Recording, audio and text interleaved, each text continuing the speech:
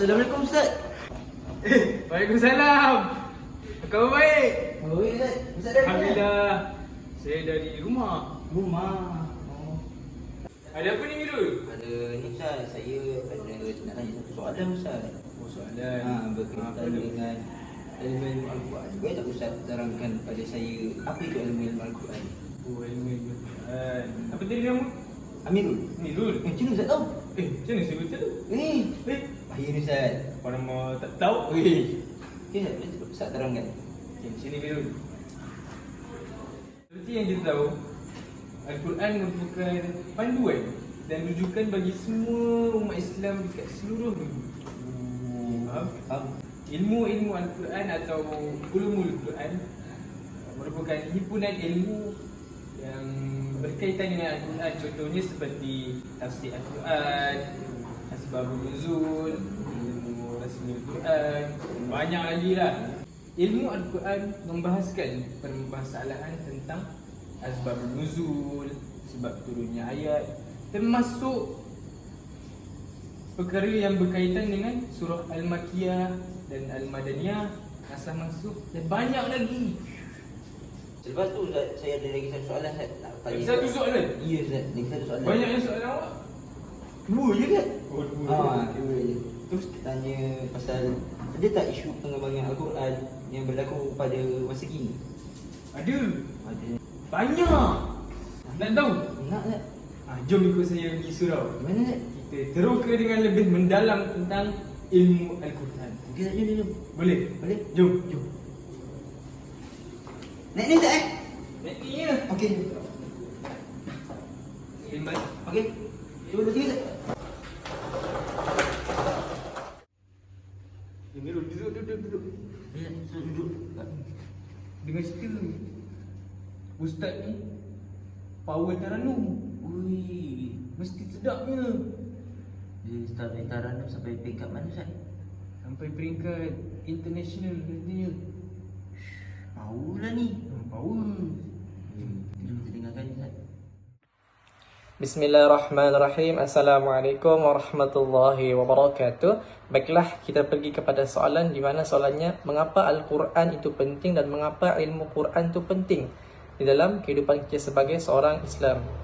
Kerana Al-Quran itu merupakan sumber utama kita sebagai seorang Muslim. Kenapa ianya sebagai sumber utama sebagai seorang Muslim? Kerana dalam Al-Quran itu sendiri terdapat ilmu-ilmu mengenai kehidupan seharian kita, di mana Al-Quran merupakan syifa juga, iaitu sebagai obat kita apabila kita sakit. Semestinya kita akan merujuk kepada Al-Quran, dan dalam Al-Quran juga terdapat Al-Furqan, iaitu memisahkan yang hak dan yang batil, di mana dapat memisahkan perkara yang betul dan perkara yang salah. Jadi apa-apa mengenai kehidupan kita semestinya akan merujuk kepada Al-Quran. Sebab itulah Al-Quran sebagai petunjuk kita sebagai orang Islam. Sedangkan membaca Al-Quran itu sendiri pun sudah mendapat pahala. Jangan bilang membaca, mendengar pun akan mendapat pahala. Jadi dalam hal ini, apa bukti Al-Quran itu sebagai petunjuk dan apa contoh ayat Al-Quran yang menyatakan bahawa Al-Quran merupakan petunjuk kita sebagai umat Islam? Allah sudah sendiri membuktikan dalam surah Al-Isra ayat 9 yang berbunyi, Bismillahirrahmanirrahim.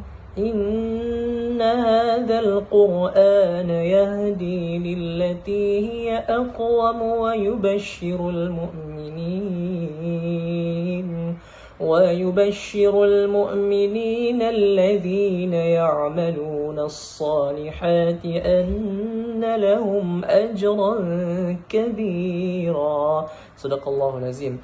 Allah sendiri sebut dalam Al-Quran, mengatakan Al-Quran inilah merupakan petunjuk utama ataupun petunjuk yang paling lurus dalam kehidupan sebagai orang Islam, di mana Allah sendiri sudah cakap dalam Al-Quran, siapa yang menjadikan Al-Quran sebagai pedomannya akan mendapat berita yang gembira, dan itu merupakan janji Allah Subhanahu Wa Taala terhadap kita. Jadi sudah semestinya terbuktilah bahawasanya Al-Quran merupakan petunjuk utama kita sebagai orang Islam. Wallahu a'lam.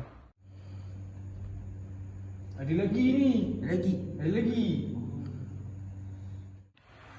Baiklah, seterusnya kita pergi kepada isu mengenai Al-Quran, di mana ada yang membangkitkan mengenai berlakukah pengembangan ataupun perubahan di dalam Al-Quran, dan jawapannya adalah tidak.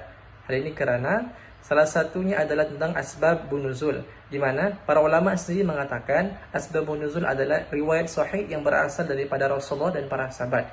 Ini bermaksud Al-Quran hanya berlaku perubahan dan perkembangan pada zaman Rasulullah dan sahabat sahaja dan dijamin kesahihannya. Tetapi masyarakat ini terdapat masyarakat yang tidak bertanggung jawab mengatakan Al-Quran sudah tidak dijamin kesahihannya dan telah diubah.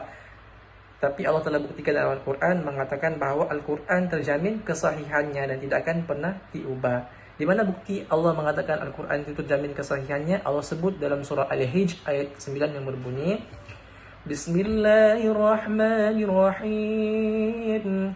Inna nahnu nazzalna adh-dhikra wa inna lahu lahafizun. Sadaqallahul azim, yang bermaksud sesungguhnya kamilah yang menurunkan Al-Quran dan sesungguhnya kami benar-benar memeliharanya. Jadi ini bermaksud Al-Quran telah terjamin kesahihannya dan tidak akan berlaku perubahan. Jadi inilah bukti bahawasanya Al-Quran tidak berlaku pengembangan dan perubahan pada masa kini. Wallahu a'lam. Oh, macam tu. Sebenarnya ilmu Al-Quran ni lagi luas dah kan. Betul tak? Betul tak? Betul. Sekarang ni faham tak? Saya faham Ustaz. Kita boleh amalkan lah insya-Allah. InsyaAllah saya boleh amalkan Ustaz. Setelah saya pelajari apa yang Ustaz ni cakap pada saya dah dapatlah apa yang saya tanyakan daripada tadi. Bagus. InsyaAllah. Masih Ustaz ajak saya pergi surau. Tak tahu pula dia panjang ilmu tu gini. Sama-sama.